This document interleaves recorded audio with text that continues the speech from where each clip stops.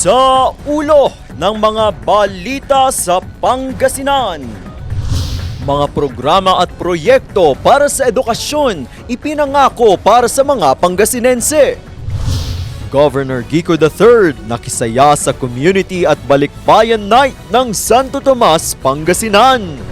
Bagong gusali ng Pindangan West Elementary School sa Alcala, pinasinayaan sa pangunguna ni Representative Gico Jr. Pag-asa para sa mga out-of-school youth, hatid ng Project Tawiran ni Pangasinan First Lady Maan Tuazon Gico.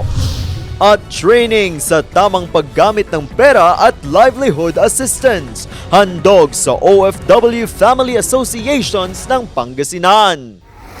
Unang ratsyada. Kamakailan lang ay binisita ni Senator Bam Aquino ang probinsya ng Pangasinan para kumustahin ang isang skills and training center.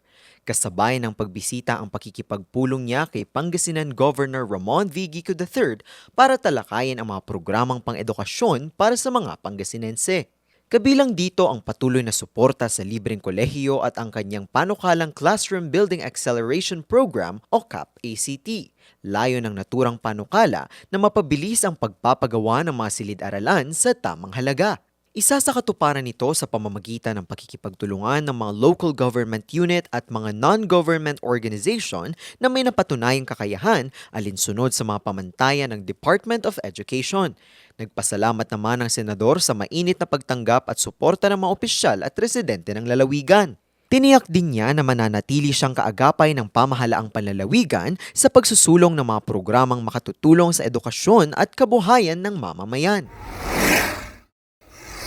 Tuloy-tuloy ang kasiyahan sa Pangasinan dahil sa kaliwat ka ng mga pista.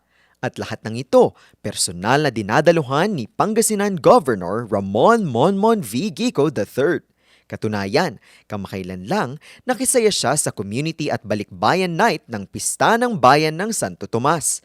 Dito'y nakipagbanding ang gobernador sa mga residente at mga kababayang umuwi mula sa ibang bansa.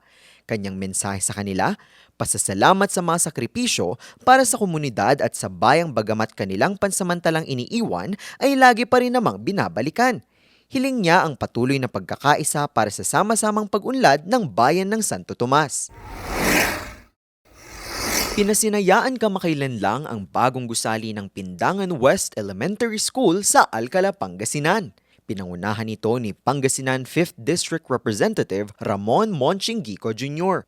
Anya, malaking tulong ang bagong gusali sa paghahatid ng dekalidad at komportableng edukasyon para sa mga kabataan sa Alcala. Isa raw itong hakbang patungo sa mas maliwanag na bukas ng mga mag-aaral. Pangako naman nila ang mas marami pang mga proyekto para sa mga paaralan sa kanilang distrito. Tuloy-tuloy rin ang mga programa para sa edukasyon sa kanyang sinasakupan. Muling umarangkada ang Project Tawiran, pamanang kaalaman para sa magandang kinabukasan program sa pangunguna ni Pangasinan First Lady Maan Tuazon Gico. Ang kanila namang binisita ang bayan ng mga Tarem. Higit 1,600 mga out-of-school youth ang tinuruang magbasa at magsulat. Adbokasya ng Project Tawiran na mabigyan ng pag-asa ang mga kabataan at mabigyan sila ng pagkakataong matuto at yakapin ang edukasyon. Para masigurong nagagamit ng tama ang pinaghihirapang pera ng mga OFW, isang capability building training on financial housekeeping ang isinagawa sa Pangasinan para sa mga officers ng OFW Family Association mula sa 6 na distrito sa Pangasinan.